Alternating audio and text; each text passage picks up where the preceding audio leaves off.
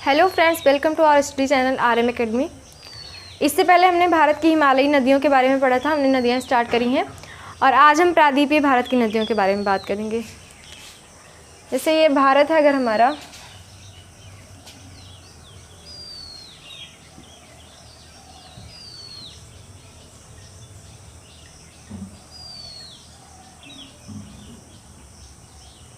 ठीक है, इधर पूर्वोत्तर भारत हो जाता है। तो इतने हिस्सों से ये हिमालय से जितनी नदियाँ निकलेंगी उन्हें हम हिमालयी नदियाँ कहेंगे, और ये प्रायद्वीपीय पठारों से जो नदियाँ निकलती हैं उन्हें हम प्रायद्वीपीय भारत की नदियाँ कहेंगे। ठीक है, अब समझ में आ गया कि क्यों नदियों को दो भागों में बांटा गया है। अच्छा, तो हिमालयी नदियों में हमने पढ़ा था सिंधु तंत्र नदियाँ, ब्रह्मपुत्र तंत्र और गंगा नदी तंत्र। ठीक है, आज हम प्रायद्वीपीय भारत की कुछ प्रमुख नदियों के बारे में जानेंगे। इसमें यहाँ बहुत सारी नदियाँ यहाँ पे प्रवाहित होती हैं। तो हम सबसे पहले यहाँ से स्टार्ट करते हैं, और इनको भी अगर हम दो भागों में बांट दें, चूँकि इधर बंगाल की खाड़ी है और इधर अरब सागर है, ठीक है, तो कुछ नदियाँ अपना जल ले जा करके यहाँ बंगाल की खाड़ी में गिराती हैं और कुछ नदियाँ जल को अरब सागर में गिराती हैं। तो बंगाल की खाड़ी में जल गिराने वाली नदियों की संख्या अरब सागर में जल गिराने वाली नदियों की संख्या से अपेक्षाकृत अधिक है, क्योंकि पठार का ढाल लगभग इधर ही है। वो कैसे, इसे भी हम समझ लेते हैं। ठीक है, ये समझो आपका प्रायद्वीपीय भारत है। ओके, तो जो हमारा पश्चिमी भाग है भारत का, प्रायद्वीपीय भारत का, यहाँ पे ये ऊंचा वाला पठार है। ऐसे सोचो, यहाँ पे ऊंची पहाड़ियाँ हैं, ठीक है, और ये इधर ये ढाल कम होता चला जाता है, और इधर भी पहाड़ियाँ हैं, लेकिन इधर की पहाड़ियाँ थोड़ी सी कटी छटी हुई हैं। इधर ढलान ज़्यादा है और इधर वाला हिस्सा, इधर जो तटीय हिस्सा है, इधर ढलान कम है। तो लगभग निकलने वाली सारी नदियाँ या तो इधर बहकर चली जाती हैं या फिर उत्तर की ओर चली जाती हैं। उत्तर की ओर जो नदियाँ जाती हैं वो गंगा नदी की सहायक नदियाँ हैं, और जो कुछ नदियाँ बचती हैं वो इधर बहती हैं। तो जो नदियाँ इधर बहेंगी उन्हें हम अरब सागर में गिराने वाली नदियाँ कहेंगे, जल गिराने वाली नदियाँ, और जो इधर जाती हैं उन्हें हम बंगाल की खाड़ी में जल गिराने वाली नदियाँ कहेंगे। तो बंगाल की खाड़ी में जल गिराने वाली नदियों की संख्या इसीलिए ज़्यादा है क्योंकि उस तरफ ढलान ज़्यादा है। अब सबसे पहले हम पढ़ेंगे बंगाल की खाड़ी में जल प्रवाहित करने वाली नदियाँ कौन कौन सी हैं। तो ऊपर से स्टार्ट करते हैं। तो ये हमारे यहाँ से हुगली नदी आ रही है, ठीक है। हुगली नदी हमने देखा था, इधर यहाँ से हमारी गंगा जाती है, तो गंगा की एक भितरिका इससे अलग हो जाती है, छूट जाती है, और ये सीधा पश्चिम बंगाल में बहकर आती है, और फिर यहाँ से दामोदर नदी जाती है, हुगली नदी में मिल जाती है। दामोदर नदी अपना जल ले जा करके हुगली नदी को दे देती है, और फिर ये छोटा नागपुर के पठार से निकलती है दामोदर नदी, और ये यहाँ जा कर के बंगाल की खाड़ी में अपना जल हुगली नदी के सहारे से गिराती है। ये हो गई हमारी दामोदर नदी। उसके बाद है यहाँ पे स्वर्णरेखा नदी। ये यहाँ रांची के पास से निकलती है, झारखंड की राजस्थानी है रांची, यहाँ से निकलती है हमारी स्वर्णरेखा नदी। तो यहाँ से ये आती है। तो ये किसी भी नदी की ये सहायक नदी नहीं है, ये सीधे अपना ही जल ले जाकर के डायरेक्ट बंगाल की खाड़ी में ही गिराती है। दामोदर नदी की तरह हुगली नदी या फिर किसी अन्य नदी में नहीं मिलती है। और इसी स्वर्णरेखा नदी के तट पर स्थित है एक शहर जमशेदपुर, ठीक है, याद कर लो। जमशेदपुर किस नदी के तट पर स्थित है? ये स्वर्णरेखा नदी पर स्थित है। और हमने आपको बताया था कि कोलकाता किस नदी पर स्थित है तट पर? तो वो हुगली नदी तट पर स्थित है, पश्चिम बंगाल में। अब आते हैं बैतरणी नदी के बाद। स्वर्णरेखा के बाद बहती है बैतरणी नदी। ये निकलती है क्योंझर के पठार से, ठीक है, क्योंझर एक पठार है, वहाँ से ये निकलती है बैतरणी नदी और सीधे अपना जल ले जा करके बंगाल की खाड़ी में प्रवाहित कर देती है। बैतरणी नदी के बाद आती है ब्राह्मणी नदी, ठीक है, ये भी रांची के पास से ही निकलती है ब्राह्मणी नदी, झारखंड के रांची के पास से। फिर यहाँ से ये होती हुई पश्चिम की पूर्व की तरफ बहती है। ये दिशा हमारी पूर्व है, ये दिशा हमारी पश्चिम है। पूर्व की तरफ बहती हुई यहाँ बंगाल की खाड़ी में अपना जल प्रवाहित करती है। ये उड़ीसा में बहती है ये नदी, और इसके मुहाने पर एक द्वीप है जो कि इम्पॉर्टेंट द्वीप है, ठीक है। इसके मुहाने पर एक द्वीप है, उसका नाम क्या है? व्हीलर द्वीप, व्हीलर द्वीप। और ये इम्पॉर्टेंट क्यों है? ये थोड़ा सा करंट अफेयर के लहजे से इम्पॉर्टेंट है, नया करंट अफेयर तो नहीं है। इसका नाम बदल करके रख दिया गया है APJ अब्दुल कलाम द्वीप। पूछ लेता है ऐसा कौन सा द्वीप है जिसका नाम बदलकर APJ अब्दुल कलाम द्वीप रखा गया है?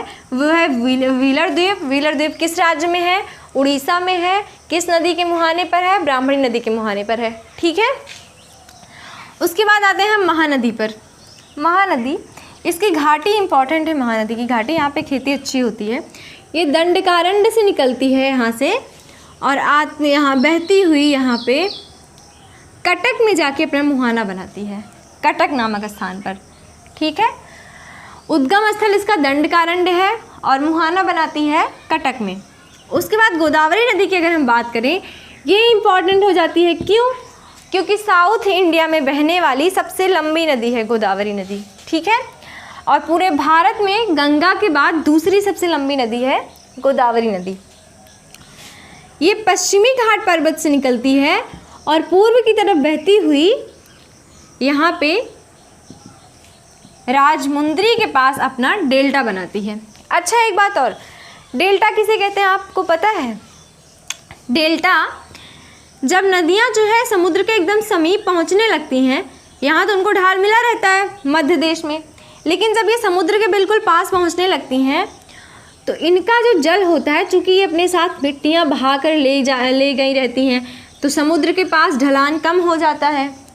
तो ये जो मिट्टियाँ बहा कर लाई रहती हैं, ये वो इन्हीं के द्वारा बहा कर लाई गई मिट्टियाँ इनके रास्ते में अवरोध उत्पन्न कर देती हैं, यहीं पे इकट्ठा हो जाती हैं, आगे जा नहीं पाती क्योंकि ये उतनी फोर्स नहीं लगा पाती, तो ये अपना रास्ता बदल देती हैं, कुछ दूर तक जाएंगी। इस तरह से इनकी जो धाराएँ हैं वो कई भागों में विभाजित हो जाती हैं, इनकी कई सारी वितरिकाएँ बन जाती हैं, जिससे यहाँ पर एक दलदली क्षेत्र उत्पन्न हो जाता है। यहाँ पे विभिन्न प्रकार के वन पाए जाते हैं, वनस्पतियाँ, जैसे मैंग्रोव वन हो गए, सुंदरी वन हो गए, ये सब डेल्टा वाले स्थानों में ही पाए जाते हैं, ठीक है। तो ये हो जाता है हमारा डेल्टा, और ये जाके ऐसे समुद्र में मिल जाती हैं। तो ये राजमुंद्री के पास अपना डेल्टा बनाती है मुहाना, ठीक है। इसके बाद, और हाँ, गोदावरी को साउथ इंडिया की बूढ़ी गंगा भी कहते हैं, ठीक है, बूढ़ी गंगा भी कहते हैं। बूढ़ी गंगा किसे कहते हैं? गोदावरी नदी को कहते हैं। उसके बाद आते हैं हम कृष्णा नदी पर।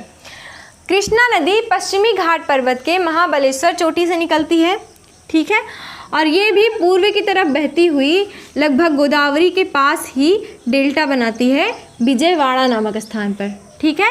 उद्गम स्थल कहाँ है?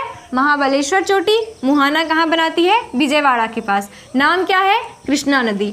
ये कृष्णा नदी और गोदावरी नदी दोनों का डेल्टा लगभग एक पास हो जाता है, मिल जाता है। ये भारत का सबसे बड़ा डेल्टा बनाती हैं कृष्णा और गोदावरी नदी, ठीक है।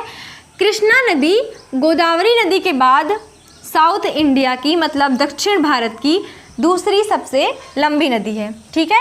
सबसे लंबी नदी भारत की गंगा है, जिसकी लंबाई 2525 किलोमीटर है। उसके बाद गोदावरी है, फिर कृष्णा है।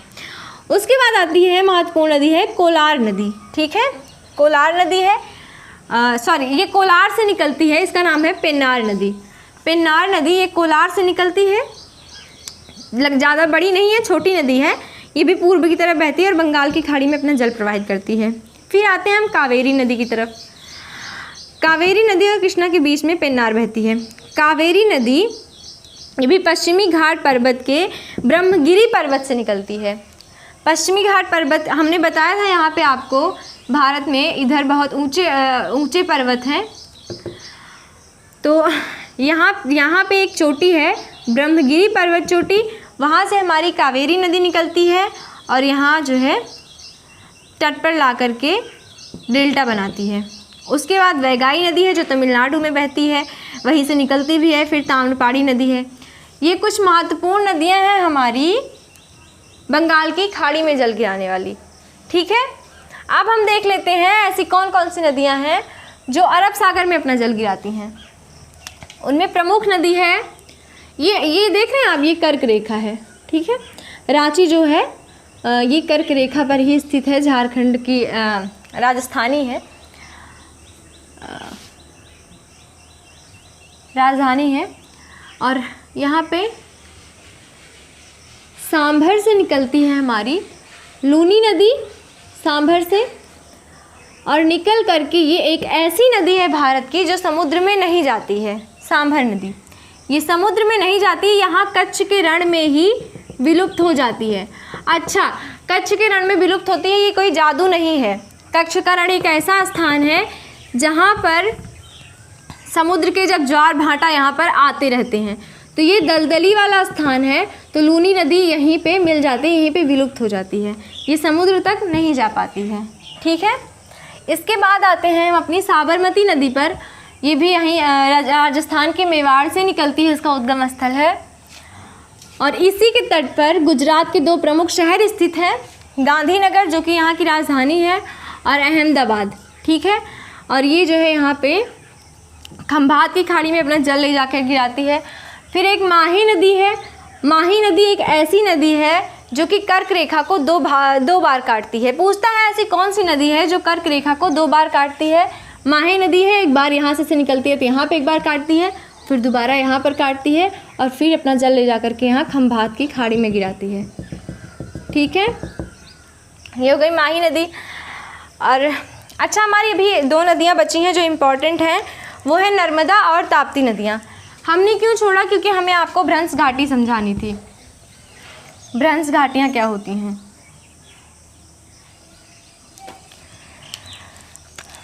ये हमारा इसे प्रायद्वीपीय भारत है। ठीक है,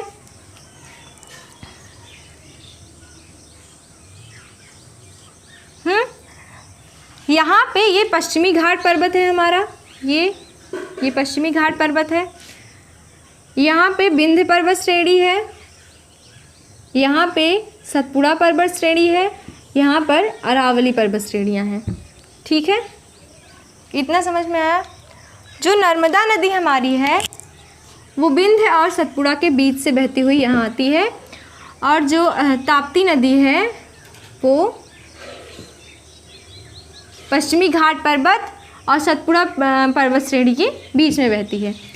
ये जो 2 नदियाँ हैं ये बिल्कुल पठार के ढाल से विपरीत दिशा में बहती हैं। हमने बताया आपको कि पठार का ढाल सामान्यतः पूर्व की तरफ है, लेकिन ये पश्चिम की तरफ बहती हैं। ऐसा क्यों होता है? क्योंकि ये नदियाँ बहुत पहले से बह रही हैं, बहुत पुरानी नदियाँ हैं, और इन्होंने जब ये पहाड़ बन रहे थे, ये अपनी घाटियों को काटती गई अपनी ही भ्रंश घाटियों में बहती हैं।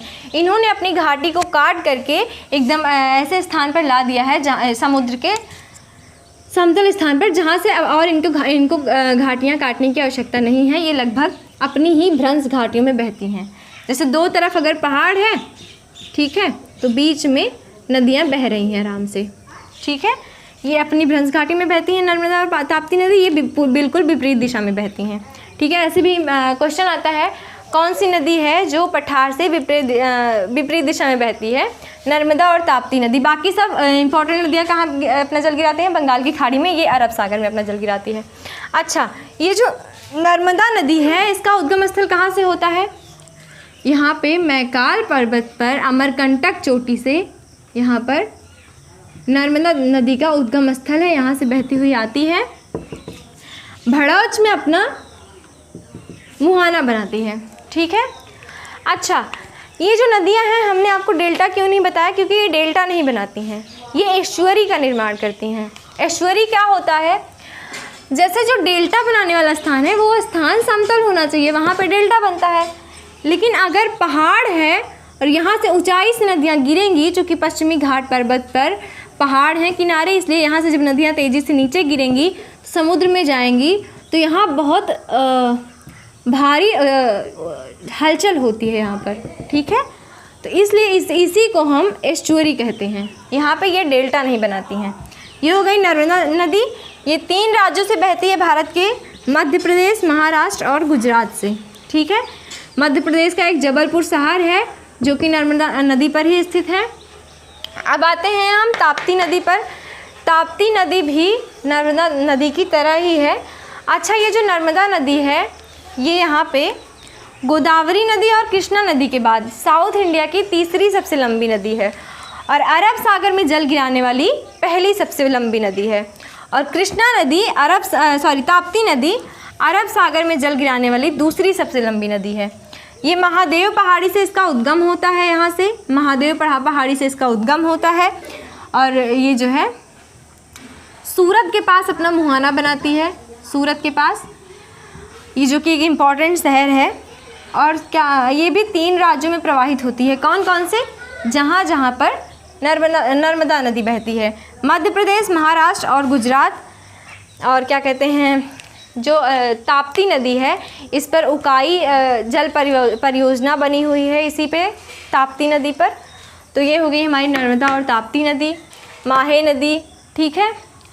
तो ये हमने प्रायद्वीपीय भारत की कुछ इंपॉर्टेंट नदियों के बारे में जाना। और हाँ, साउथ में चलते हैं अगर, तो कुछ और इम्पॉर्टेंट नदियां हैं जो छोटी छोटी हैं और एक दूसरे के समानांतर बहती हैं।